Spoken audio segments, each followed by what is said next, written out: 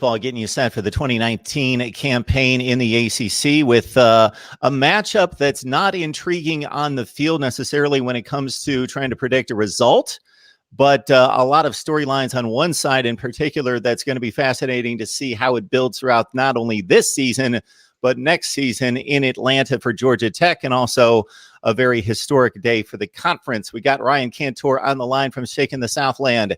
Join him and the rest of the staff there on SB Nation, breaking down Clemson athletics each and every day. Ryan, how you doing today? Great. Thanks for having me.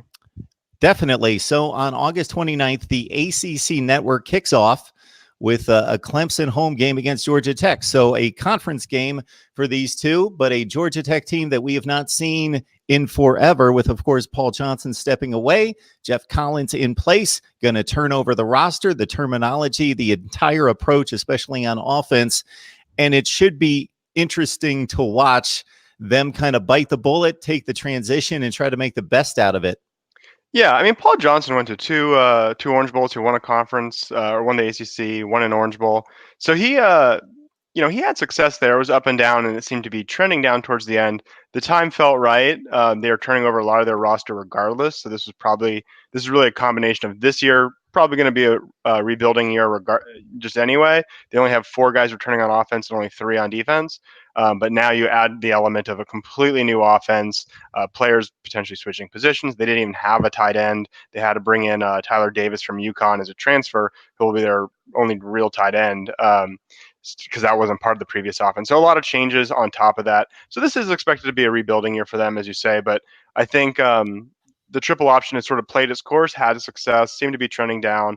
I think the fans had grown almost apathetic around it. And I think a lot of the branding and energy around Jeff Collins, the new head coach, is good for the program. And frankly, they're a rival, but I want to see, as an Atlanta native, college football continue to be popular here. It's obviously extremely popular, but having Georgia Tech fans kind of get back into it is a bonus. So I'd like to see it do well, assuming they still lose to us. I enjoy watching the triple option offense, but would not want my team running it. So it's nice as a novelty to watch on occasion 3 or 4 times throughout the season. But in regards to following a team that's trying to recruit the best players and win championships, it's just not very reasonable. I find it interesting, and it's going to be fascinating to see this team transition in regards to taking personnel that was recruited for the triple option offense, trying to convert it into a pro style, what Jeff Collins is calling a, quote, NFL style spread-based attack. They threw it about 50% of the time at Temple. He said he kind of downplayed the challenges because he said at Temple they used to be very versatile with their players, need them to play multiple positions. But basically, consider taking a running back like a Nathan Cottrell, who had 46 rushes last year. They're going to make him a slot receiver. Now, that's not uncommon in college football. That happens all the time, but they're going to do that in masses. They had over 20 players, Ryan, in spring practice play both sides of the football just to figure out where could they fit best, because you're trying to take ultimately the best athletes and get them on the field. But if they don't fit the system, then a few guys may be the better athletes, but they're sitting on the sideline. Yeah. And a quarterback, you're going to see the same thing. So Tobias Oliver played some last year and was expected to be the starting quarterback until Paul Johnson left. Now the question is, can he be a passer in a more traditional offense? Lucas Johnson is another guy who I think more fits the traditional mold. So it'll be interesting to see what they do with quarterback as well. But yeah, tons of transition. But I think this is kind of the necessary pains. And I think based on talking to some Georgia Tech fans, it seems like they understand that this is necessary and it's going to take a while, and they have the appropriate level of patience. So it'll be interesting to see if it's a 1-year thing where they miss a bowl once, or if this drags on, and we'll see how their patience lasts. Yeah, so what they do have is a bevy of running backs. So some of those guys are going to have to find a different role, whether that be, again, Cottrell, a slot receiver, more of a fullback. They're going to play a tight end. They've got a fullback in play, which, of course, they did previously. Kervontae Benson, hopefully we can see him on the field. He gained 1,000 yards 2 years ago, had an ACL last year that hampered him, took him out of play. Jordan Mason gained over 6 yards per carry at running back, 7 touchdowns. Jerry Howard at 5.3 and 5 touchdowns. So they've got, of course, the running back is stable, is complete, but finding new roles and places for those guys to play and make a difference is a challenge. And really, the onus of all this is on the quarterback and the offensive line. they got to completely change their technique, their style of run blocking. They've got to learn how to get into a shotgun stance and backpedal. It's going to be interesting.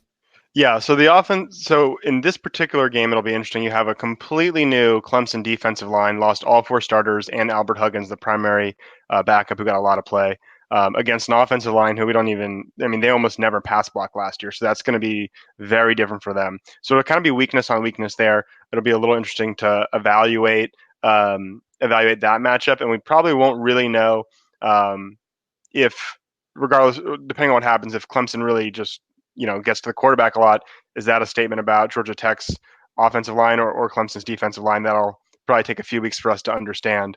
At running back, Jerry Howard. I mean, like you said, they've got a ton of running backs. Kervontae Benson missed all of last year with an ACL tear, but before that was one of the only players to really do anything against Clemson when they last played. He entered the transfer portal. I don't know if he's going to end up staying or what, but he did enter that portal. So, that's one of their best players. If he's officially gone, then that's just another huge loss for them.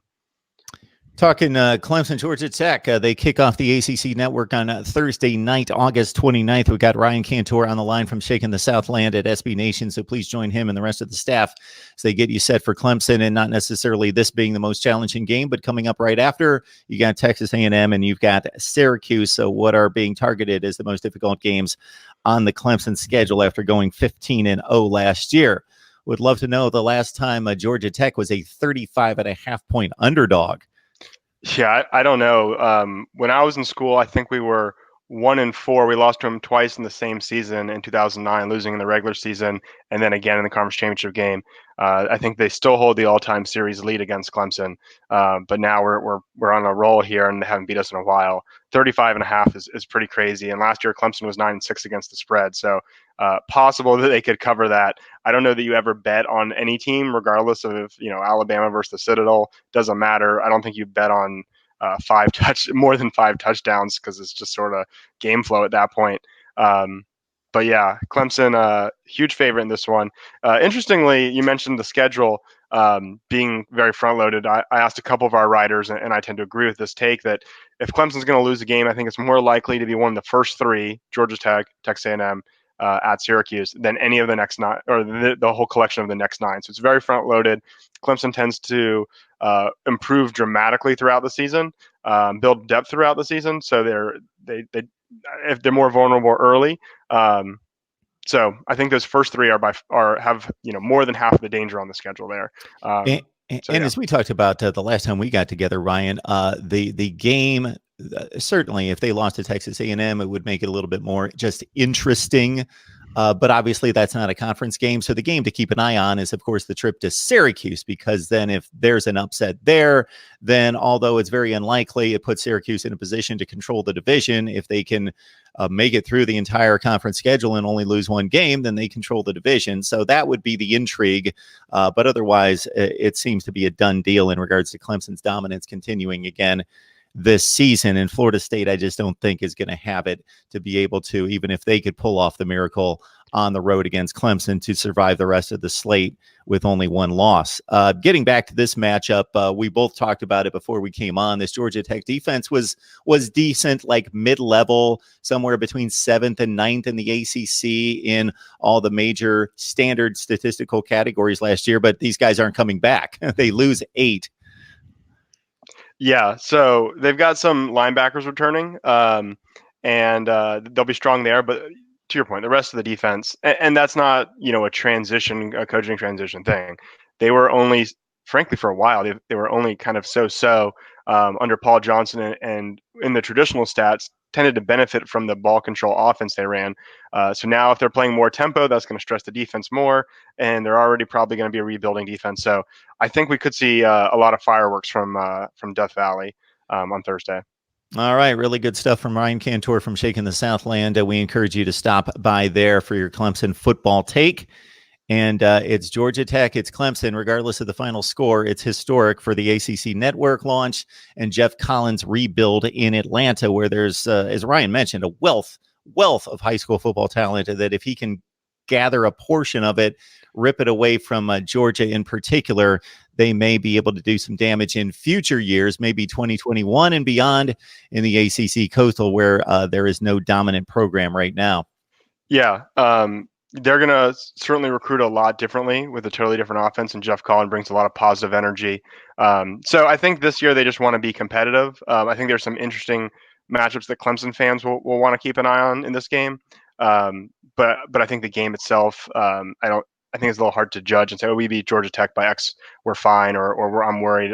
I try not to do that in games against overmatched opponents. I think it's more useful to look at specific matchups and learn what you can about players and position groups. Ryan, we appreciate you stopping by. Enjoy the game. Thanks.